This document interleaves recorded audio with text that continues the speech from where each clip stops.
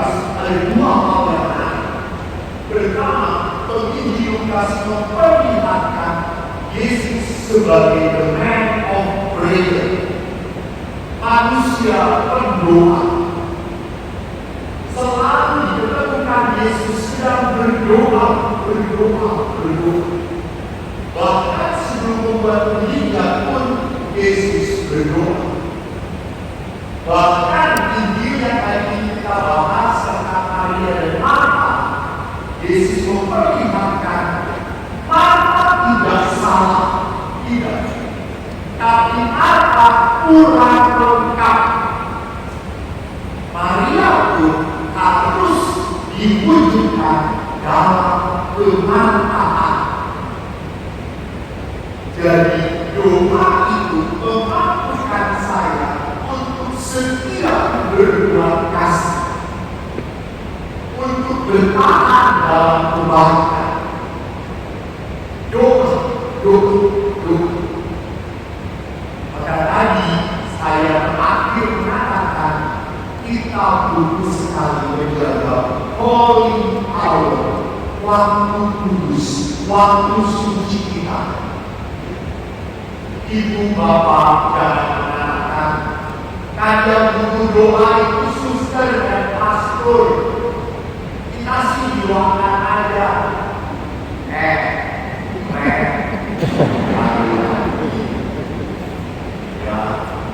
kita juga harus berdoa. Ibu bapak, saya jujur saja, saya kuliah tentang konseling keluarga. Kebetulan saya di sekolah, dan saya sungguh setelah menghayati merenungkan hidup perkawinan, benar saya tahu lebih berat hidup menikah daripada tidak menikah. Coba bapak saya ingin tahu anak-anak siapa yang usianya 50 sampai 55 itu anak-anak.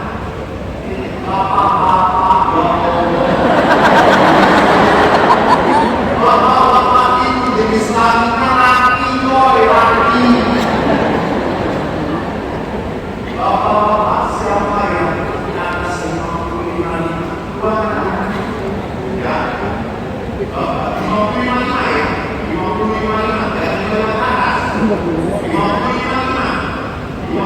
yang bawah, 50. Bapak itu bandingkan antara wajah suaminya itu dengan saya. Dengan saya jawaban dari siapa itu jelas. Jawab. Pasti ada suami. Tapi lebih muda siapa?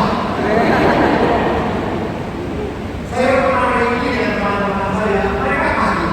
Oh lu muda terus. Apa saya jangan tahu itu.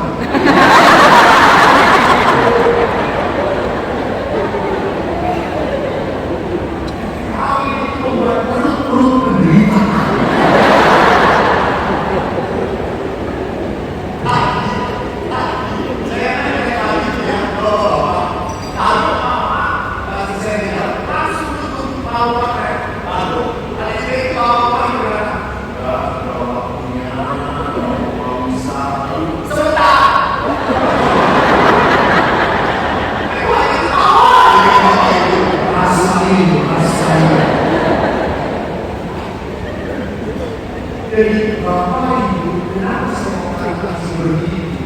Hidup perkawinan sekarang tidak mudah. Dulu tuh tak pacaran cuma sebulan saling lihat, baru kawin. Salah. Amin.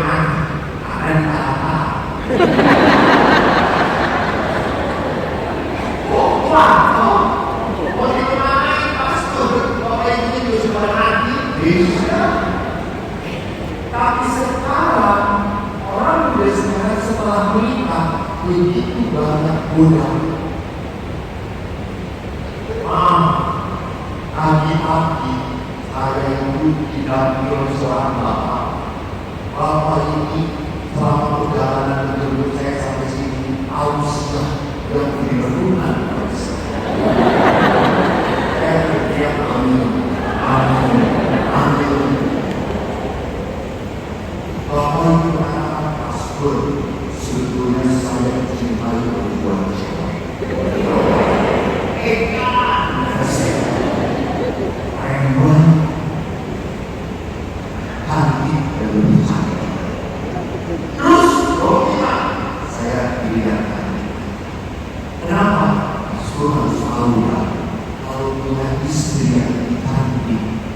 biayanya mahal. Terus dia bangga istrinya, saya bangga punya istri seperti istri saya. Emang istri saya itu gak pernah make up, gak pernah. Saya ngomong, ya dia pun gak kasih duit. Jangan gitu mas. Jadi ingat, pada saat menikah, Bapak Ibu dalam perkawinan dengan sampai kapan? Sampai kapan menikahi? Sampai hanya takut memisahkan Anda. Halo, itu bukan kita 10 tahun.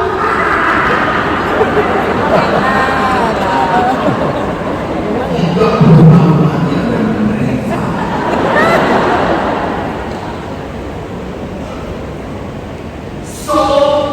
Maka kalau Anda tidak menjadi manusia pendoa,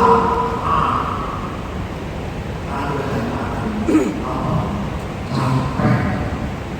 Kalau Anda tidak menjadikan Tuhan pusat, maka apa?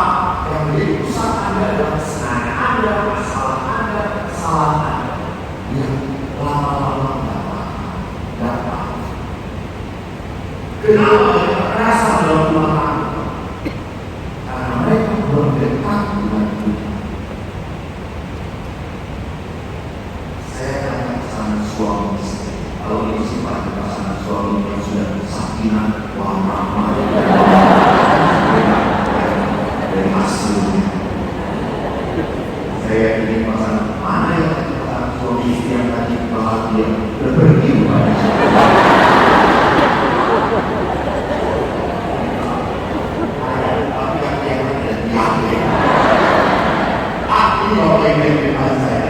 Ibu, ada lagi dan sahabat dengan suaminya. Supaya kalau pasangan suami istri. Ibu, saya tanya, ibu bisa lihat kok. Berbahaya. Apa pengorbanan apa yang telah dilakukan suami kepada ibu selama berapa tahun? 27 tahun Pak. Penderitaannya berapa?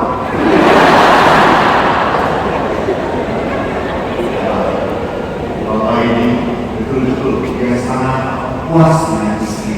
Pengorbanan apa yang telah dilakukan oleh suami hari ini? Bingung. Suami tak pernah melakukan apa-apa. Yang buat saya hamil, saya yang menikah.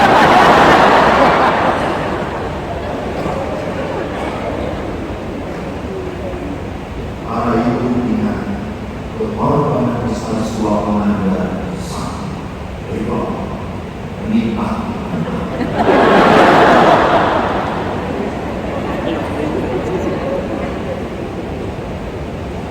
Jadi, kalau Paus Fransiskus dalam khotbahnya pernah berkata, suami tidak pernah sempurna, istri tidak pernah sempurna, anak-anak tidak sempurna, orang tua tidak sempurna, maka keluarga hanya bisa rukun bersatu kalau ada apa? Pengampunan. Anda tak pernah bisa mengampuni pasangan Anda, maka hancur.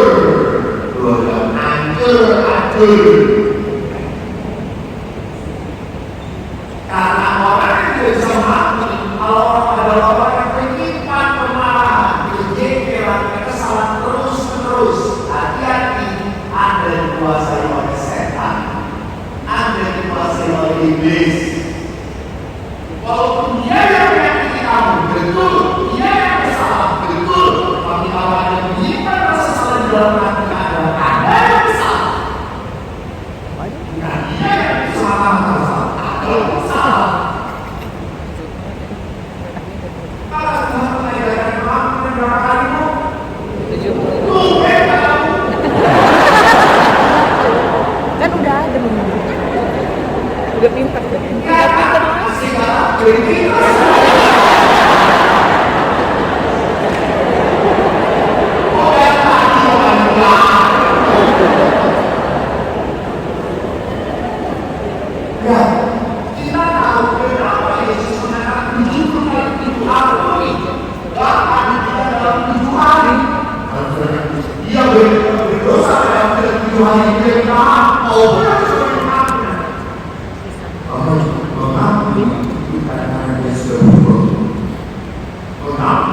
bukan dari supaya saya akui karena saya mau bahagia, saya mau sukacita.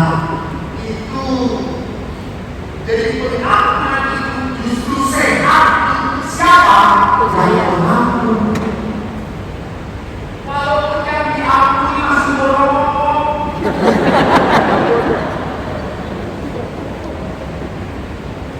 Walaupun yang diakui masih oleh beliau terus beda dan pergi. Karena saya mau bahagia, saya harus mengaku. Dan mari belajar dari Indonesia dan Alkitab. Indonesia berkata apa? Ibu mau ditanya, ibu, apa yang bisa membuat pesan suami istri? Indonesia berkata, you must pray and forgive. Why pray and forgive? Because you cannot forgive if you do not pray. Doa adalah kekuatan saya untuk bisa mengaku. Kalau ibu melihat mobil yang saya pakai, di atas yang ada di sana, let go and let God. Let go itu ngakui, wes, mau dibiarin. Lagi kita oke. Jangan biarkan, let go, lepaskan. Saya nggak bisa, dan let God. Biarkan Tuhan maumu, supaya kau bisa mampu. Bagaimana caranya? Doa. Yesus memperlihatkan doa. Ingat waktu kita bersenang, apa pesan mereka berdoa? Kenapa Yesus berkata berdoa? Karena ada dalam peristiwa nanti di depan yang tidak bisa kau mengerti. Doa itu menjadikan kekuatan supaya kita bisa menghadapi masalah hidup. Dan supaya sekali lagi doa itu membuat saya yang kedua. Ciri khas Injil khas Yesus menengok mereka. Dan yang kedua adalah Yesus merciful person. Yesus diperlihatkan orang yang mudah tergerak oleh belas kasihan. Belas kasih. Orang berbelas kasih itu kalau melihat berita apa langsung tulis kasihin.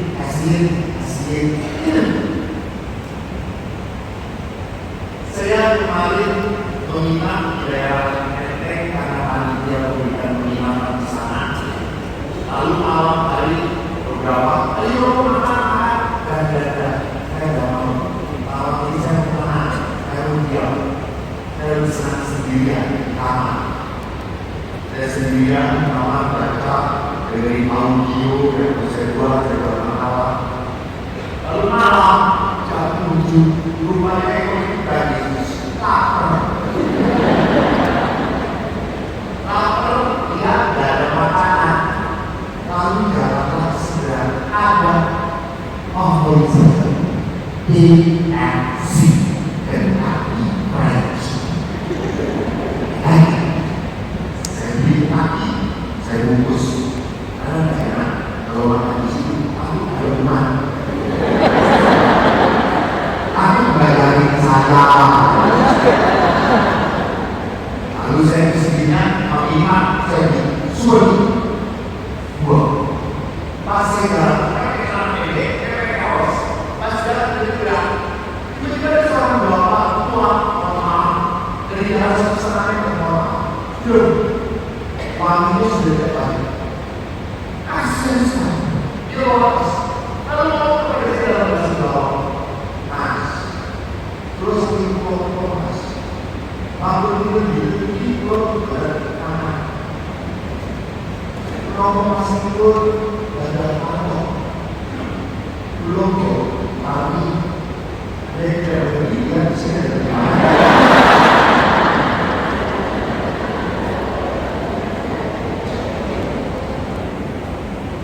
Di doa ini berkata saya potong beberapa saya tidak makan. Saya menjawab boleh tak menjawab boleh saya kasih. Lalu saya menjawab itu dan akhirnya dokter bisa bawa ini sama. Ini pak atau tidak ibu-ibu gitu. Namanya banyak. Alhamdulillah, matur nuwun nggih.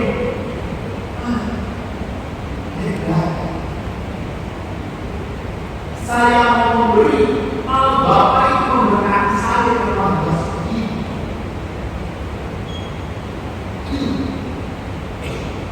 Wow, 20.000 bisa membuat sukacita. Saya bisa berpikir, kadang-kadang uang emas, gitu ya. Kita seringkali sulit berbelas kasih, karena kita terlalu banyak pikir panjang. Mau proyek mau pikirnya panjang. 50 aku 10 lagi 10.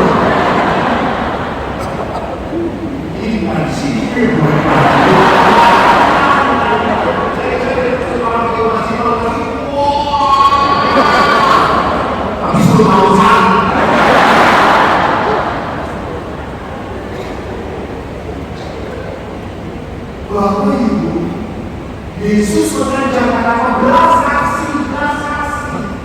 Itu dari kasih harus belas dan kasih kepada orang lain. Kita tidak diajari oleh Tuhan untuk mengumpulkan berkat. Jangan tuh, itu kalau mungkin busuk. Pada saat kedua kita justru akan muncul berkat yang baru, berkat yang baru. Amin.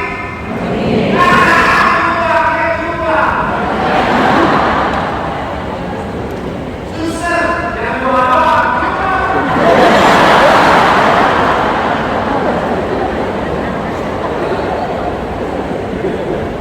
Jangan susah kasihan dia. Sudah penuh dengan penderitaan. Jadi saudara berbelas kasih, bukan hanya banyaknya mereka menjadi yang miskin, tetapi dia memberikan seluruh hidup. Kenapa? Dia percaya semua itu berasal dari Tuhan. Aku berikan dengan berbelas kasih. Maka saya berterima kasih banyak untuk Anda semua. Tepuk tangan Anda. Anda membeli tiket berapapun sudah menyumbang untuk pembangunan rumah singgah. Terima kasih. Walaupun pun tidak menyumbang,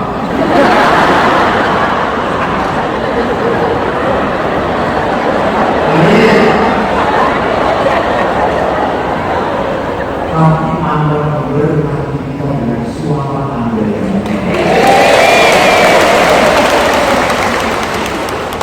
maka saya malu kalau saya pulang dan menyumbang. Kalau panitia seluruh amplop yang saya terima akan saya kembalikan kepada panitia untuk membangun rumah singgah ini. Saya tidak mau hanya bersama Bapak, saya pun harus berbelas kasih.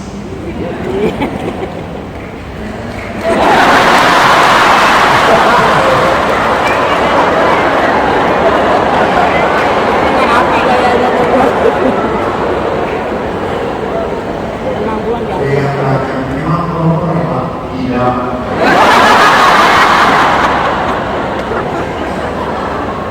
Bu, Pak, sebagai manusia, saya tanya, Bapak berat atau enggak? Berat. Tetapi saya harus melawan keinginan saya. Ingat, Tuhan memberikan kebutuhan pada kita. Ya, Tuhan tidak akan memenuhi keinginan. Contoh, Anda butuh nggak tas?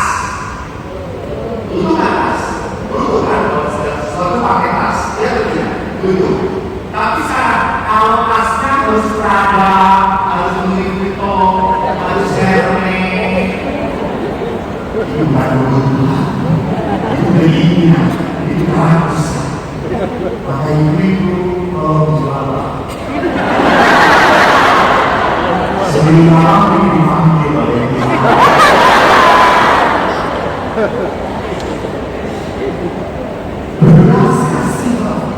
belas kasih. Jadi Tuhan ingin memberkati kita, tetapi tidak berhenti pada kita. Kita belajar apa? Memberkati sesama kita. Gereja yang mempunyai apa? Cita-cita mulia. Bagus sekali pastornya sampai meneteskan keringat.